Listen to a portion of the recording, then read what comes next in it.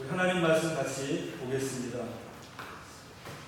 마가복음 8장 22절부터 26절 말씀까지 교독하시겠습니다. 마가복음 8장 22절부터 26절 말씀까지 우리 교독하시겠습니다.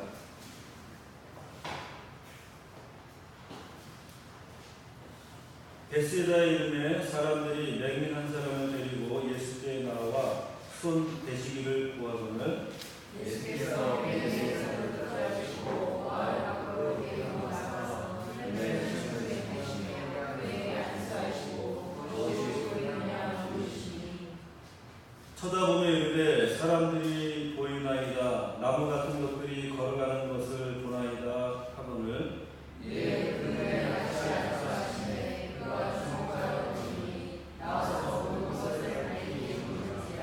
함께 했습니다. 예수께서 그 사람을 집으로 보내시며 이르시되 마을에는 들어가지 말라 하시더라.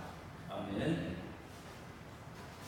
오늘 이 사건은 예수님께서 갈릴리 호수 북쪽의 꼭대기에 있는 이 벳세다라는 도시에 도착하셨을 때 일어난 일입니다. 이전에 어떤 일이 있었느냐? 이방 땅에 가서 4,000명을 먹이는 이런 칠병이어의 기적을 행하시고 나서 다시 갈릴리 바다를 건너서 갈릴리 지역으로 건너왔죠. 그래서 이 벳세다에 도착했을 때 사람들이 예수님께서 오신 줄을 알고 마을에 한 맹인을 데리고 예수님께로 나왔습니다. 그리고 예수님께 그에게 손을 대어주시기를 간청했다. 손을 댄다. 다시 말하면 이 맹인을 보게 해달라, 치유해달라 하는 간청을 했던 것입니다. 그러니까 예수님께서는 그를 데리고 마을 바깥으로 나가셨습니다. 그를 치유해 주시려고 하신 것 같은데 다시 한번 예수님께서는 이상한 행동을 하시죠. 그의 눈에 침을 뱉으시고 그에게 손을 얹으시고 그에게 물어보십니다. 무엇이 보이느냐 하니까 이 사람이 뭐라고 합니까? 사람들을 보나이다. 나무 같은 것들이 걸어가는 것을 보나이다. 아마도 흐릿하게 보였던 것 같습니다. 보이기는 보였는데 사람인 것 같은데 마치 나무 같은 것들이 걸어가는 것처럼 희미하게 흐릿하게 그렇게 보인다라고 대답을 합니다. 그러니까 예수님께서는 다시 한번 그 사람의 눈에 손을 얹으시고 안수하시고 기도를 하셨겠죠. 그리고 나니까 이 사람이 모든 것을 밝히 보게 되었다. 이렇게 말씀하고 있습니다. 이 사건에서의 중요한 교훈은 바로 이 사건이 왜 일어났느냐, 왜 예수님께서 이 맹인을 보게 하셨느냐, 고쳐주셨느냐, 이 사건의 가장 중요한 교훈의 1차적인 부분은 제자들을 위한 것입니다. 이 사건 앞에 어떤 사건이 있었는지 우리가 지난주에 함께 살펴보았습니다. 제자들이 배에 올랐을 때 남은 떡 조각을 가져오는 것을 잊었죠. 그래서 그들이 배에서 남아있는 떡은 오직 한 개밖에 없었다라고 말합니다. 제자들은 이 일에 대해서 걱정했습니다. 우리에게 지금 떡이 하나밖에 없구나. 이것이 제자들로 하여금 근심하게 만들고 염려에 빠지게 만드는 것이죠. 그때 주님께서 배 안에서 그들에게 무엇으로 말씀하셨느냐? 삼가 바리새인들의 누룩과 헤롯의 누룩을 주의하라. 이렇게 말씀을 하십니다. 그러니까 제자들이 서로 수군거립니다. 이는 우리에게 먹을 것이 없기 때문이구나. 떡이 없기 때문에 주님이 저런 말씀을 하시는구나. 이렇게 서로 수군거리다라고 말하죠. 예수님께서 이 누룩에 대해서 말씀하심으로 그들은 주님이 떡에 대해서 말씀하는 것이라고 생각을 했습니다. 그런데 예수님이 누룩을 이야기하는 것은 떡을 이야기하기 위해서 하는 것이 아니죠. 누룩은 영향력, 급속하게 퍼져나가는 전달력을 이야기하면서 바리새인들의 누룩, 또 헤롯의 누룩, 그들의 어떠한 모습과 그들의 추구하는 바를 너희는 주의하라. 이 이야기를 예수님께서는 하고 싶었는데 제자들은 이 말씀의 진정한 영적인 의미는 알지 못한 채 단지 문제적으로만 해석을 했습니다. 영적인 이해는 전혀 알지 못했죠. 보지 못하는 자들입니다. 어리석고 눈이 어두운 자들이었습니다. 그래서 누룩이란 말을 들을 때 그들은 이건 떡을 이야기하는구나, 떡을 가져오지 못했기 때문에 주님이 저런 말씀을 하시는구나, 이렇게 생각을 했다는 것입니다. 그로 말미암아서 그들은 불안하고 굉장히 그들의 심리 상태가 좋지 않았다라는 것이죠. 그때 예수님께서는 책망하는 듯한 말씀을 그들에게 하십니다.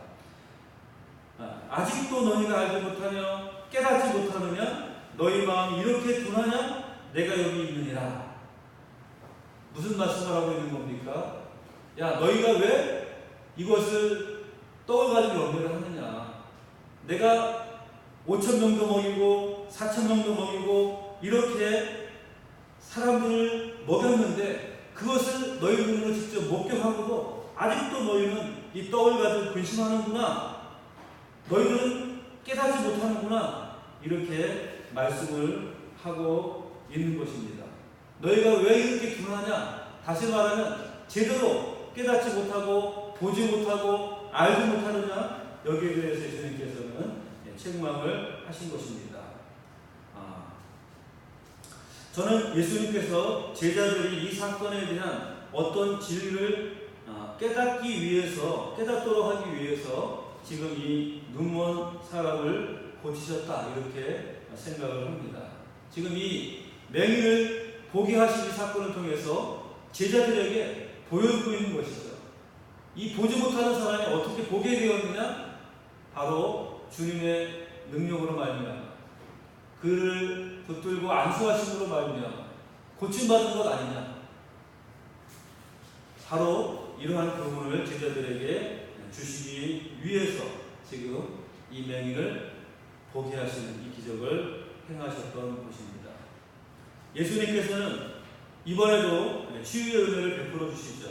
예수님의 생애의 사역을 전체적으로 보면은 예수님께서는 이 땅에 사역하시면서 수많은 기적을 행하십니다. 그리고 마침내 십자가에 달려 죽으시기까지 하신 이 모든 사역, 예수님의 사역에 한 가지 목적이 있다라고 한다면 그것은 바로 사람을 온전하게 하시는데 그 초점이 있습니다.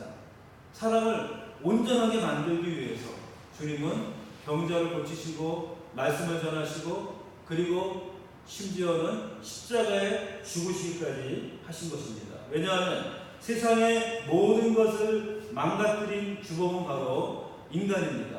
세상의 모든 것의 회복, 완성을 위한 결정적인 관건이 무엇이냐? 그것은 바로 인간이 죄로부터 깨끗함을 얻는 것, 인간이 죄의 모든 영향으로부터 완전함을 얻는 것, 바로 그것이 이 우주 만물이 회복되어지는 가장 중요한 일이기 때문에 그런 것입니다. 예수님께서 십자가에 달려 죽으시고 3일 만에 부활하신 십자가의 부활, 예수님의 사역의 클라이막스는 바로 인간을 온전케 하시기 위해서 망가진 인간의 모든 것들을 회복시키기 위한 목적을 가지고 이와 같이 십자가에 죽으신 것이죠.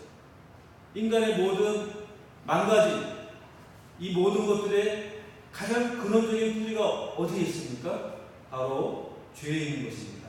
인간의 죄는 인간을 타락하게 만들었고, 인간으로 하여금 죄에 매여 살게 만들었고, 인간으로 하여금 절망과 죽음의 공포 가운데 살게 만들었던 것입니다. 그러니까 이 모든 문제를 해결하기 위한, 인간의 문제를 해결하기 위한 가장 근원적인 치유책은 무엇입니까? 바로 이 죄의 문제를 해결하는 것이다 라는 것이죠. 죄의 문제를 해결하지 않는 인간의 문제는 해결되지 않는다는 것입니다. 아무리 빵의 문제를 해결해주고 아무리 사람들에게 물질적인 부유함을 약속해준다 할지라도 이 죄의 문제를 해결하지 않으면 인간은 결코 온전케 될 수 없는 것입니다. 예수 그리스도께서는 바로 이 죄의 문제를 해결하기 위해서 이 땅에 오신 분이신 겁니다. 그리고 예수님께서 이 땅에 계실 때 눈먼 자를 고치시고 귀 먹고 벙어리 된 자를 고치시고 병든 자를 고치시고 또 배고픈 군중들을 먹이신 이 모든 것들은 바로 메시아이신 예수님의 사역이 영혼 구원에만 머물러 있는 것이 아니라 인간의 모든 영역을 온전히 회복시켜 주신다고 하는 이 메시지를 우리에게 전달해 주고 있는 것입니다. 예수님은 사람을 온전케 해주십니다. 오늘 베스다에서 맹인을 고쳐주신 것도 사람을 온전케 해주시는 메시아라는 사실을 우리에게 증거해주고 있는 것입니다. 그 가운데 오늘의 본문에서 우리가 특별히 주목하고 싶은 것이 두 가지가 있습니다. 하나는 예수님께서는 우리의 마음의 문을 밝게 하신다는 겁니다. 우리의 마음 문을 밝히시는 것, 그것이 주님이 우리에게 찾아오신 목적인 것입니다. 지금 이 벳세다의 맹인을 고쳤듯이 예수님께서는 우리들의 마음을 고쳐주시는 것입니다. 보지 못하는 것을 보게 해주시는 것입니다. 예수님께서는 우리들 신체 가운데 특별히 이 눈을 중요하게 여겼습니다. 나아가서 육신의 눈보다도 영혼의 눈, 마음의 눈을 더 중요하게 여겼습니다. 그래서 마태복음 6장 21, 23절에 보면 눈은 몸의 등불이다. 그러므로 내 눈이 성하면 내 온몸이 밝을 것이요 내 눈이 성하지 못하면 내 온몸이 어두울 것이다. 그러므로 내 속에 있는 빛이 어두우면 그 어둠이 얼마나 심하겠느냐, 이렇게 말씀해주고 있습니다.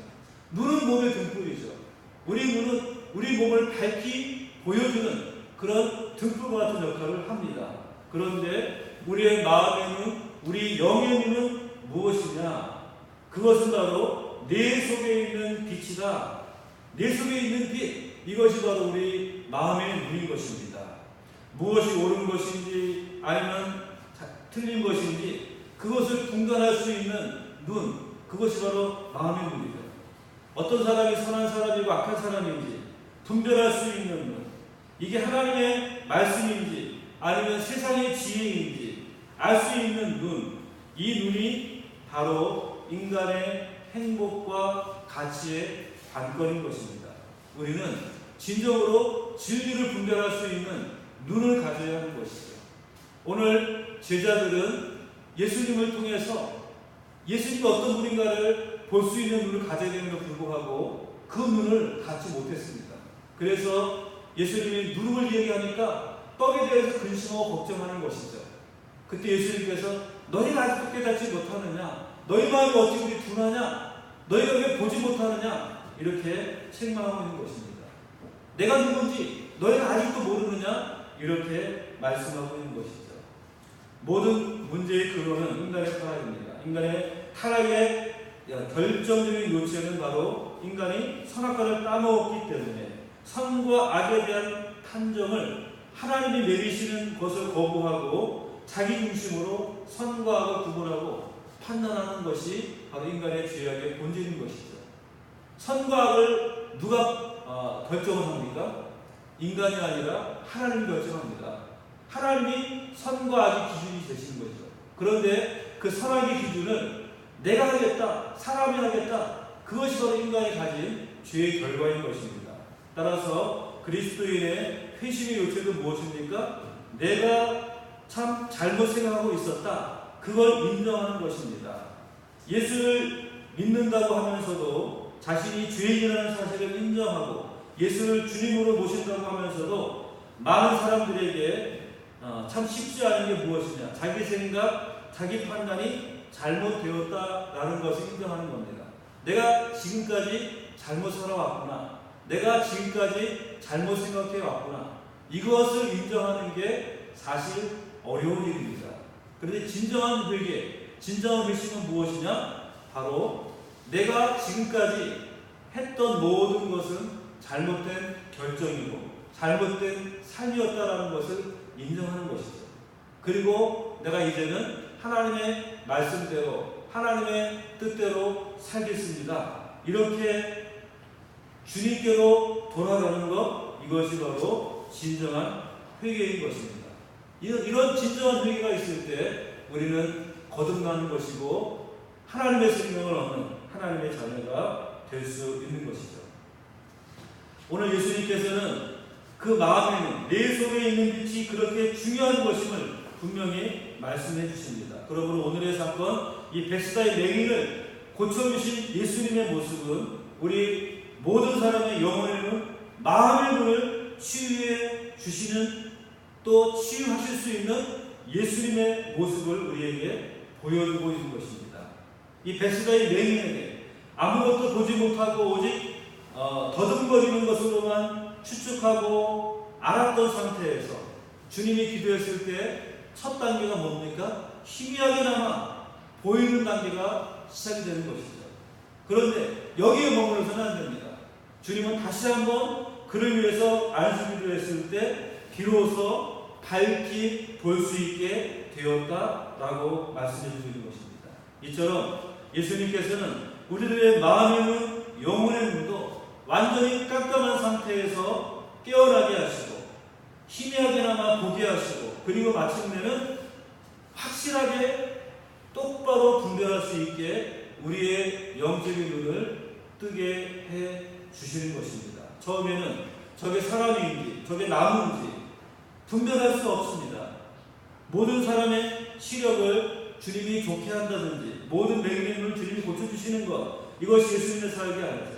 물론 그날 하나님의 나라가 완성케 되는 날이 오게 된다면 세상의 모든 맹인들, 그들의 눈이 다 뜨게 될 것입니다. 그러나 오늘 이 맹인에게 주님이 오셔서 그를 보게 하신 것은 주님이 택한 자를 찾아가시고 그의 어두움을 밝게 보게 하시는 이러한 주님이심을 우리에게 보여주고 있는 것입니다. 그래서 마침내, 처음에는 희미하게 보이지만 마침내는 밝히 보게 해 주시는 것입니다. 베스다의 맹인에게서처럼 거듭 은혜의 손길을 베풀어 주셔서 우리 영혼이 정말 모든 것을, 모든 사물을, 모든 것들에 대한 이해를 온전히 알 수 있도록 해 주시는 것입니다. 사람을 사물 대하듯이 비인격적으로 대하는 모습이 오늘 이 인간 세상에 얼마나 많습니까? 또 사물을 인격체인 것처럼 대하는, 그래서 사소한 것에 목숨을 거는 그런 어리석은 사람들이 얼마나 많이 있습니까? 우리도 전에는 그렇게 눈이 어두워서 마땅히 공경해야 될 하나님은 공경하지 않고 생명 없는 그런 사물에 우리가 절을 하고 거기에 목숨 걸고 그렇게 살았던 그런 삶이 있지 않습니까? 사람을 대하듯이 그렇게 하고, 또 사물에 대해서는 그것을 마치 가장 존귀한 것처럼 그렇게 대하는 이런 어리석음, 이런 모습들이 바로 보지 못하는 자들의 삶의 모습이라고 하는 것입니다. 그래서 그들은 정말 우리가 도구로 삼아야 되고 거기에 우리가 매여 있으면 안 되는 물질과 이런 것들에 매여서 살아가고 그것이 전부인 것처럼 살아가는 그런 사람들, 왜 그렇습니까? 올바로 보지 못하기 때문에 그런 것이죠. 진정 그것이 무엇인지 볼 수 없는 인생이기 때문에 그렇게 살아가는 것입니다. 그러나 예수님께서는 우리의 마음 문을 온전히 치유해 주십니다. 우리의 눈을 뜨게 하시고 보게 해 주시기를 원하십니다. 오늘 이 베스다의 맹인을 고쳐주시는 장면의 기록이 제일 크게 자라는 메시지가 바로 이것입니다. 우리 예수님께서는 우리가 모든 것을 선명하게 볼 수 있도록 치유의 손길을 기꺼이 베풀어 주신다는 것입니다. 그러므로 우리가 그 주님의 손길을 바라보시기 바랍니다. 베스다의 맹인을 고쳐주신 그 주님의 치유의 은혜가 나에게도 임하셔서 내 눈을 뜨게 하시고 진리를 보게 하시고 하나님을 알게 하시고 그리고 세상의 모든 것들의 실체를 보게 해 주시옵소서. 이렇게 주님께로 나아가서 우리의 어두운 눈이 밝히 보여줄 수 있는 그 은혜가 우리 모두에게 임할 수 있기를 주님의 이름으로 축원합니다. 또 하나 우리가 생각하고 싶은 것은 오늘 예수님께서 단번에 고쳐주시지 않고 점진적으로 고쳐주셨다라는 겁니다. 물론 어떤 경우에 예수님께서는 단번에 고쳐주신 경우도 있습니다. 그런데 오늘 이 맹인을 고칠 때에는 처음에 침을 뱉고 안수했을 때에는 어떻게 보였습니까? 그냥 보기는 보이는데 사람이 걸어가는 것 같고 또 나무가 걸어가는 것 같은 그런 희미하고 흐릿한 모습으로 보게 하셨습니다. 그리고 다시 한번 그의 눈에 안수하셨을 때 그는 모든 것들을 다 밝히 보게 되었다라는 것입니다. 이 장면을 보면 우리들을 온전케 해주시는 데 있어서 모든 것이 단번에 끝나는 게 아니라는 것이죠. 어떤 영역은 2번, 3번 그 이상에 걸쳐서 우리를 온전하게 만드신다라는 것입니다. 사실 인간의 온전한 회복을 위해서 단번에 온전케 되는 영역보다는 점진적으로 온전케 되는 영역이 더 많이 있습니다. 예수님께서 십자가에서 피 흘리신 그 은혜와 또 죽은 지 사흘 만에 부활하신 그 권능이 있었기 때문에 우리의 모든 죄의 형벌로부터 우리는 용서함을 받고 의롭다함을 받게 되었습니다. 그리고 하나님의 자녀라고 하는 이런 귀한 신분을 얻게 되었습니다. 이 모든 것들은 단번에 우리에게 이루어진 일이죠. 하지만 우리들의 생각하고 느끼는 가치관, 우리의 정서, 우리 마음의 치유, 삶의 태도, 이 모든 것들이 온전해지는 것은 단번에 되는 것이 아닙니다. 예수님의 은혜를 우리가 계속해서 받는 과정을 통해서 점진적으로 되어지는 일이라는 것이죠. 예수님의 구원의 사역은 그래서 단번에 이루어지는 이런 사역도 있지만 점진적으로 이루어지는, 점진적으로 우리를 온전케 하시는 이런 사역이 함께 우리에게 이루어져 간다라고 하는 것입니다. 그러므로 오늘 우리가 온전케 하시는 은혜를 누리기 위해서 우리에게 필요한 것은 무엇이겠습니까? 우리를 치유하시는 주님, 우리를 고치시는 주님, 우리를 회복시키시는 그 주님 앞에 나를 계속해서 맡기는, 주님을 신뢰하고 주님을 의지하고 주님께 나를 맡기는 이 믿음을 가져야 한다는 것입니다. 믿음에는 두 가지 측면이 있습니다. 돌이킨 회심이라고 하는 인간 순간적으로 나의 삶의 방향이 바뀌어서 내가 이제 전에는 하나님을 알지 못했던 내가 하나님을 알게 되고 하나님을 믿지 않았던 내가 하나님을 믿게 되는 그 순간의 회심, 그 순간의 회심에 믿음이 있습니다. 그리고 또 한 가지는 무엇입니까? 우리가 지속적으로 주님을 의지하고 지속적으로 주님을 신뢰하는 이런 지속적인 믿음, 이 두 가지 측면이 있는 것입니다. 그러므로 예수님의 온전케 하신 은혜를 누리기 위해서 오늘 우리에게 필요한 것은 계속해서 맡기는, 계속해서 주님을 의지하는 이 믿음을 가져야 하는 것입니다. 우리가 예수를 믿고 하나님을 알게 되고 하나님의 자녀가 된 이 은혜, 이미 누린 자 되었지만 그러나 여기서 끝나는 것이 아니라 계속해서 우리는 주님을 의지하고 계속해서 주님을 신뢰함으로 말미암아서 우리는 날로 더 새로워지고 더 온전케 되어지는 그런 은혜를 누릴 수 있다는 것입니다. 그래서 마침내 예수님께서는 이 맹인을 안수하시고 그를 위해 기도하심으로 말미암아 마침내 온전케 하셨습니다. 온전히 모든 것들을 밝히 볼 수 있도록 하신 것이죠. 한 번의 시도로 완전히 보게 하신 것이 아니라 다시 한번 그를 위해서 기도하심으로 말미암아 완전하게 보게 하신 것입니다. 예수님께서 이 땅에 처음 내려오셔서 흑암에 거하던 우리의 영혼을 일깨우시고 또 보게 하셨고, 그리고 두 번째로 이 땅에 내려오실 때 주님의 재림의 그때에는 우리는 모든 것들을 완전히 보게 하실 것입니다. 지금은 우리가 거울로 보는 것 같이 희미하게 보이지만 그때에는 얼굴과 얼굴을 대하여 볼 것이다 라고 말하죠. 지금은 내가 부분밖에 알지 못하지만 그때는 하나님께서 나를 아신 것과 같이 내가 온전히 알게 된다라고 말씀해 주고 있습니다. 지금 우리는 진리를 100% 온전히 알지 못합니다. 하나님의 영광과 하나님의 거룩에 대해서 100% 온전히 알지 못합니다. 그러나 하나님의 거룩함과 하나님의 영광을 맛보고 그것이 어떠한 것인가 하는 것을 우리는 희미하게나마 알게 되었습니다. 주님이 우리를 불러주셨고 그래서 영원한 생명이 어떠한 것인지 우리는 희미하게나마 알고 있습니다. 우리 구원받은 자들에게 하나님의 은혜가 얼마나 놀라운 것인지 하나님의 영광이 얼마나 큰 것인지에 대해서 희미하게나마 알고 있습니다. 그러나 그때가 언제입니까? 주님이 이 땅에 다시 오실 그때는 지금 우리가 아는 것과는 비교가 되지 않는 온전한 알을 갖게 될 것입니다.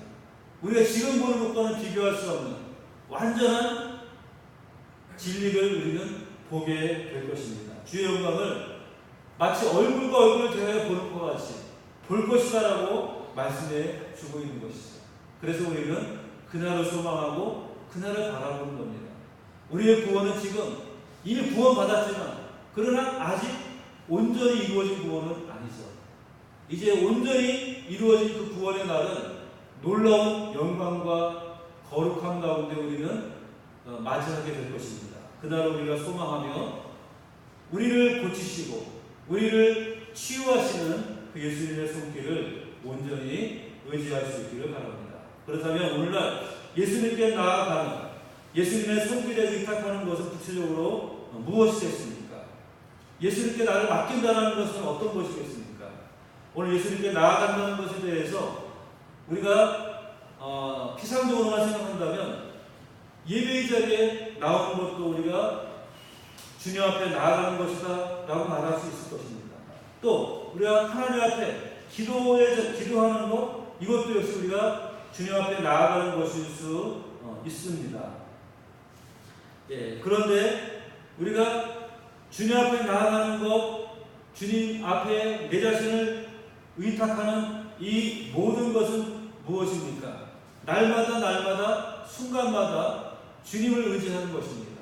주님께 나를 맡기는 것입니다. 내가 결정하는 것이 아니라 주님의 뜻대로 내가 결정하는 것입니다. 이렇게 나 자신을 온전히 주님의 뜻에 맡기는 삶을 살아가는 것이죠. 마태복음 11장 28절 29절에 보면 수고하고 무거운 짐진 자들아 다 내게로 오라. 내가 너희를 쉬게 하리라. 나는 마음이 온유하고 겸손하니 내 몸에는 쉽고 또 나의 짐은 가벼움이라라고 말씀해주고 있습니다. 우리가 주님께 배워야 할 것이 무엇입니까? 주님께 나아가는 것이죠. 주님께 맡기는 것입니다. 주님을 의지하는 것입니다. 주님이 우리에게 지시는 짐은 결코 무거운 짐이 아니라는 것이죠. 내 몸에는 쉽고 내 짐은 가볍다. 우리가 주님만 의지한다면 주님은 우리를 진리의 길로 생명의 길로 우리를 인도해 가실 것입니다. 그러므로 날마다 우리는 주님을 의지하는 것, 주님께 내 모든 것들을 맡기는 것, 내 뜻이 아니라 주님의 뜻대로 결정하는 삶을 살아가는 것입니다. 예수님께 나아간다는 것, 그것은 나의 삶 전체를 주님께 맡기고 주님께 의탁하고 주님께 내 자신을 드리는 것입니다. 내 삶 전체에서 예수님의 뜻을 따르겠다라고 다짐하고 결심하고 또 그것을 즐거워하고 기뻐하는 것입니다. 내가 직접적인 시간을 들여서 예수님의 나의 주인이심을 고백드리는 예배, 예수님의 뜻을 배우는 배움의 시간, 예수님을 의지하고 주님의 뜻이 이루어지기를 고백드리는 기도의 시간, 그리고 서로 격려하며 붙들어주고 위로하는 교제의 시간, 이 남은 시간들을 소중하게 여기고 그렇게 우리의 삶 전체를 주님께 의탁하고 주님의 도를 배우고 따르는 그 삶을 우리가 살아나가야지만 하는 것입니다. 그것이 우리가 예수님께 나아가는 길입니다. 우리를 온전케 하시는 예수님의 은혜 앞에 내 자신을 온전히 맡기는 믿음인 것입니다. 그렇게 예수님께 맡기고 의지하는 과정 가운데에서 우리의 삶 속에서 예수님께서는 우리를 치유해 주시고 온전케 해 주시고 점점 더 분명하게 진리를 알게 하시고 또 참된 것이 무엇인지를 우리로 하여금 보게 하시는 그 은혜를 우리에게 내려주시는 것입니다. 주님이 베푸시는 이 놀라운 은혜를 날마다 누릴 수 있는 우리 모든 주의 백성들이 되시기를 주님의 이름으로 축원합니다. 사도 요한이 이렇게 말하죠. 사랑하는 자의 내 영혼이 갈대같이 내가 범사에 잘되고 강건하기를 내가 간구하노라. 제일 중요한 게 뭡니까? 우리 영혼이라는 겁니다. 우리 영혼이 잘 돼야 돼요. 우리 영혼이 잘 돼야지만 다른 모든 것들이 의미가 있습니다. 우리가 아무리 잘 살고 많은 것들을 가졌다 할지라도 그 영혼이 잘 못 된다고 하면은 아무 의미가 없는 겁니다. 아무 가치가 없는 거예요. 그러므로 가장 중요한 것이 무엇이냐? 내 영혼이 잘 된 가치, 영혼이 잘 되는 것, 이것이 가장 중요하다는 이 사실을 여러분 꼭 기억하시길 바랍니다. 우리 영혼이 가장 중요합니다. 잘 돼야 돼요. 우리 영혼이 잘 되기 위해서는 우리 영혼이 하나님과 함께 있을 때 우리 영혼이 잘 될 수 있습니다. 왜냐하면 하나님은 하나님의 형상으로 우리를 지으셨습니다. 그렇기 때문에 우리가 하나님 안에 있을 때에만 우리 영혼이 진정한 만족과 쉼과 기쁨을 누릴 수 있는 겁니다. 하나님을 떠나서 다른 어떠한 것으로도 우리 영혼이 만족 누리지 못하는 것입니다. 그러므로 내 영혼이 잘 된다는 것, 우리 영혼이 하나님 의지하고 하나님 바라보고 하나님과 함께 거할 때 우리 영혼이 정말 가장 행복한 상태가 되는 것이고 가장 즐거운 상태가 되는 것이고 기쁨의 상태가 되어지는 것입니다. 이 영혼이 잘 될 때 우리의 범사가 잘 되고 또 우리의 몸의 강건도 건강도 하나님께서 축복으로 주시는 것입니다. 기독교는 결국 육신을 무시하지 않습니다. 육신을 절대로 이 압박하거나 그렇게 절제하거나 금욕적으로 살라고 요구하지 않습니다. 그러나 중요한 것은 무엇입니까? 우선순위가 있다는 겁니다. 무엇이 중요한지 우리가 알아야 된다는 것이죠. 영혼이 중요하다는 겁니다. 우리 영혼이 잘 되는 것, 그것이 중요한 것이고 그렇게 우리 영혼이 잘 될 때 범사가 잘 되고 또 육신의 건강의 축복도 우리에게는 진정한 복이 될 수 있다 하는 것입니다. 하나님 우리에게 모든 범사가 잘 될 수 있게 축복하십니다. 우리 육신의 건강도 하나님께서 우리에게 주시는 복인 것입니다. 그런데 이러한 복들은 우리 영혼이 잘 될 때 진정한 복이 될 수 있는 것이다 라는 사실을 우리는 기억해야 됩니다. 오늘 주님은 한 맹인을 고치셨습니다. 그를 온전히 보게 하셨습니다. 주님 우리를 고치시는 주님이시죠. 우리로 하여금 모든 것들을 다 온전케 하시기를 원하십니다.